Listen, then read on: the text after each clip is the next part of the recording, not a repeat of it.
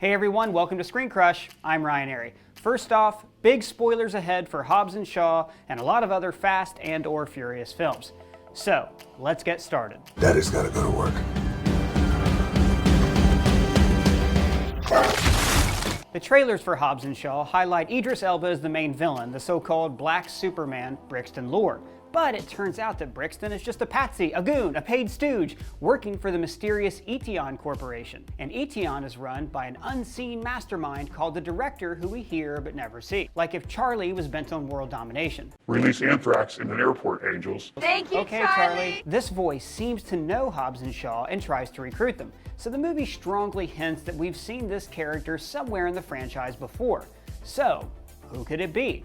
Our team of Fast and Furiousologists have 5 theories. Number 1 is the most obvious and therefore the least likely, Cypher. Played by Charlize Theron with her worst hair since Monster, Cypher was a cyber terrorist hell-bent on starting a nuclear war. She has the computer knowledge and criminal history to fit the director, and plenty of reasons to both hate and respect Hobbs & Shaw. And a little weird side note here, when Shaw is showing Hobbs' cars, he points to a Mini Cooper and says he used it for a job in Italy. This is a reference to the 1969 film The Italian Job, which was remade in 2003. That remake, like the Fast and Furious films, was made by Paramount. So is this a hint of a larger cinematic universe? Well, both movies star Jason Statham and Charlize Theron as team members of the heist.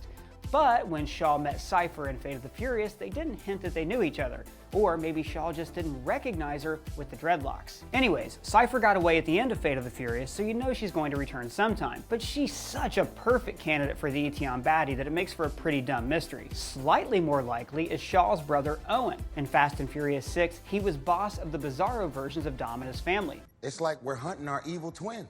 The hero stopped Shaw and put him in a coma, which prompted his brother Deckard to seek revenge in Furious 7. But Owen returned in the Fate of the Furious, helping his bro rescue baby Brian from Cypher, because these movies are all about Family. Family. Family.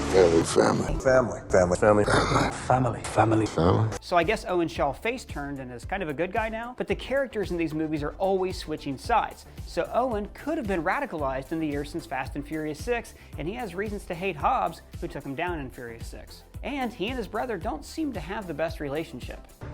I'm gonna enjoy having this. Hey, don't go getting any ideas. You and planes don't have a good history.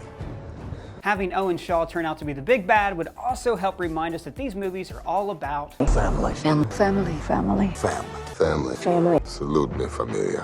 Family. So, at minimum, I think Owen could be a villain of Hobbs & Shaw too, even if he's not the villain. Number 3, and a lot more likely, Mr. Nobody. The Black Ops commander has recruited Dom's crew for specialized jobs, because parachuting cars out of planes is a specialty skill.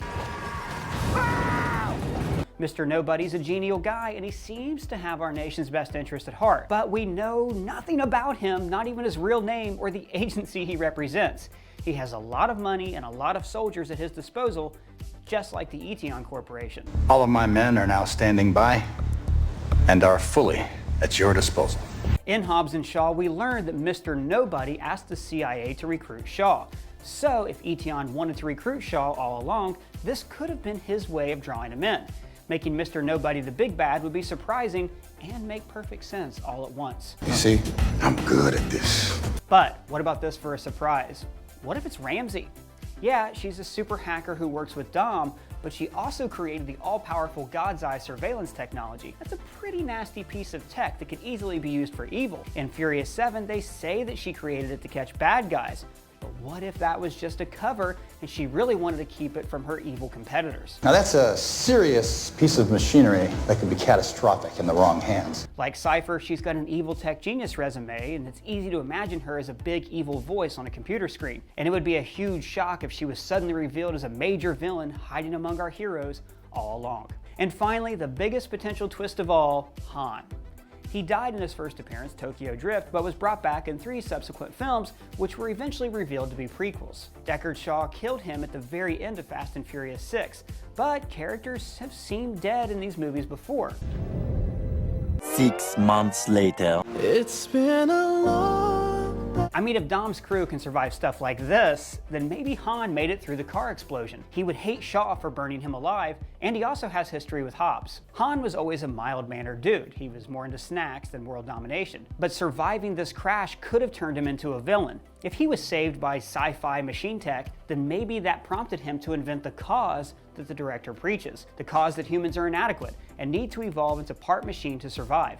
It would also be weirdly satisfying for Han's fans, who promoted the Justice for Han hashtag after the hero's murderer was retconned into a franchise star. And they do say in the movie that Etion tried to recruit Shaw 8 years ago. Was Han even dead then? I mean, the timeline of these movies is so murky that it's hard to tell. And here's a bonus one for you, Locke.